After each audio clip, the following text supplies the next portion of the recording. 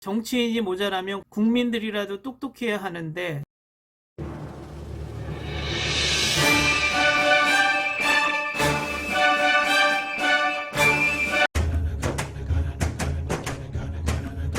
안녕하세요. 정치를 품격 있게 풀어드리는 정치클래스TV의 심상만입니다. 오늘은 아직 끝나지도 않은 코로나19를 끝났다라고 선동하며 인간의 생명보다 자신들의 정치적 생명을 더 소중히 여기는 선진국들의 정치인들을 살펴보겠습니다. 오늘 날짜 존스 홉킨스 코로나 확진자 그래프입니다. 그래프의 크기가 확연히 줄지 않았고 아직도 수많은 감염자와 사망자가 나오고 있는 가운데 여러 정치인들은 벌써부터 경제전선으로 뛰어들라고 국민들을 몰고 있습니다. 결국 코로나19를 잡을지 경제를 잡을지 둘 중에 한 가지를 택해야 하는데 이들은 애초부터 코로나19를 잡을 여력도 잡을 생각도 그리고 그것을 막을 힘도 없었고 지금은 어떻게든 신들의 재선이나 정치적 생명을 위해서 국민들을 코로나19가 창궐하는 경제전선으로 내몰고 있습니다. 이들의 이중적 행위는 지금도 마스크나 의료용품이 부족으로 힘겨운 상황을 맞고 있음을 간접적으로 알 수 있습니다. 독일은 마스크가 얼마나 귀한지 중국에서 오는 마스크를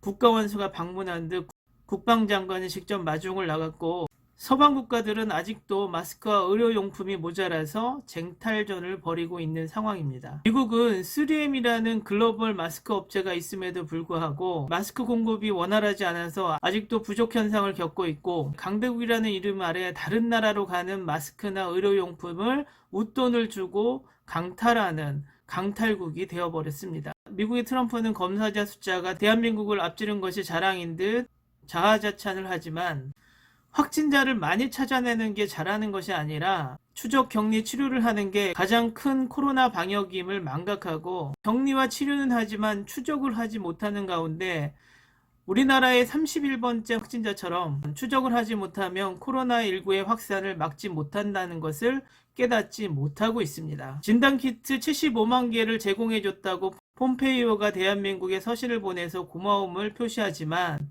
항상 얘기하지만 그 고마움의 은혜를 안다면 한미 방위비 문제를 빨리 해결해 주는 것이 가장 큰 은혜에 대한 보답의 길입니다.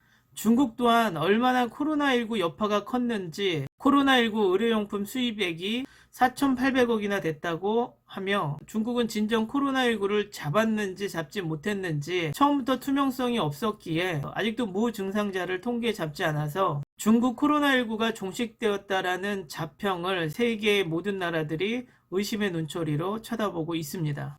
일본은 올림픽으로 인해서 코로나가 확산될 대로 확산된 지금 일본 내 전문가들조차 일본은 이미 의료 붕괴가 왔다고 바라보면서 우리나라의 메르스 때처럼 곳곳의 의료기관에서 집단 감염이 발생하기 때문에 일본의 코로나19는 정점이 아니라 지금부터 코로나의 시작이라고 볼 수도 있습니다.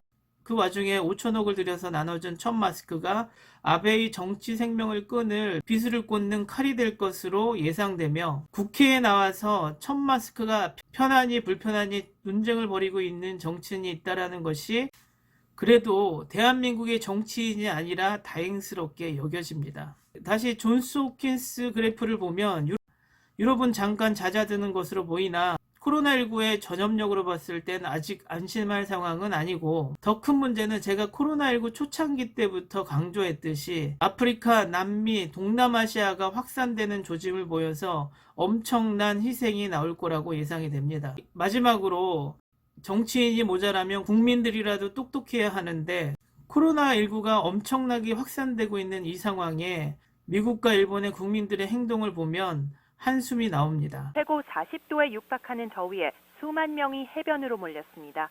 최근 오렌지 카운티는 주민들의 정신 건강을 고려해 폐쇄됐던 해변 일부를 개방했습니다.